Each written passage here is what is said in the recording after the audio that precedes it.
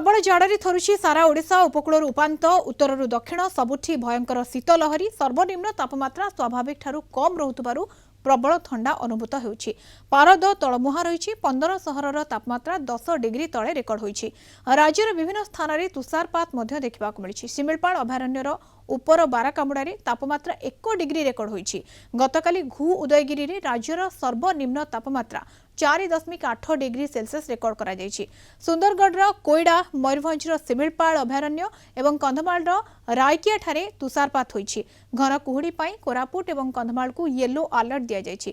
तेबे आज ठारू पारद उपरमुहा हेबो 3 रु 5 डिग्री बढ़िबो तापमात्रा। आज 3 दिन राज्यर किछि स्थान रे हालुकारु मध्यम धरणर वर्षा होई पारे। फଳରେ तापमात्रा बढ़िबा सहित शीत कमिबो। दक्षिण अंडमान सागर रे बंगोपसागर रे सक्रिय थिबा लघुचापर सीधा सड़क ओडिशा उपरे प्रभाव नथिले भी आज 19 पर्यंत राज्यर केतेक अंचल रे वर्षा संभावना रही। बणाई रे किपरि रही शीतर प्रकोप एने अधिक सूचना दउछंती हम बणाई रिपोर्टर सत्यनारायण मिश्र। जाड़े थरुची एबे बणाई जहाँकि अस्तव्यस्त करदेलानी सर्वसाधारण को।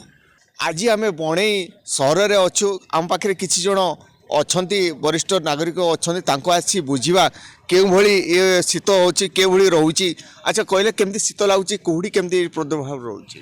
ये 2 दिन हम बणई घन कुहुड़ी माड़ी लगी रही कणकणी हो अपेक्षा कोईडा तुषारपात हो जाफल गाड़ी बरफ आवरण हो जाऊँगी सब कण लगुच 4 दिन कठिन लगी चली।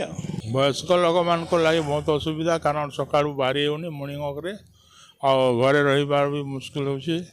डॉक्टर परामर्श अनुसार आमको सुगर पेशेंट मान को आमको वॉकिंग निहाती दरकार किंतु सेटा असंभव हो। शीत तो बढ़ीगला कुड़ी बढ़ी जाइए ठंडा तार संगे कणकणी ठंडा बहुत होची।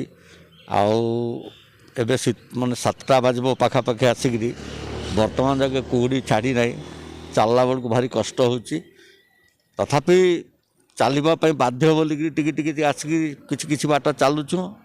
आतार अपेक्षा कोईडे शुणुचु मुझे कोईडे थी जो 50 वर्ष तले से बरफ पड़ूला 50 वर्ष पर एबे शुणुचु कोईडे भी प्रबल ठंडा होची बरफ पड़ुची।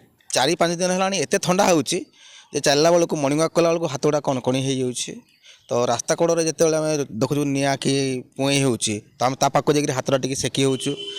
रास्ता कड़े चा दुकान देखी से चा टी मारिक आम ठंडा को दूरे दौच आम कि चलुचु निश्चित भाव में। यही ठंडार चलने भी आमको निश्चित भल लगुच मजा लगुच आ देहटा आम सुस्थ भी रोचे।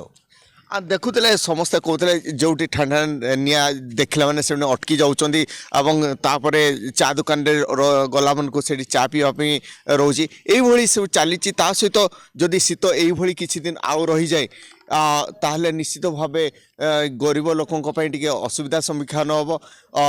तापर आउ शीत बढ़िले निश्चित भाव बहुत किसी रोचे किंतु तथापि शीत को बहुत लोक मैंने खुशी भी मनाउछंती। बणाई सत्यनारायण मिश्र, कलिंग टीवी।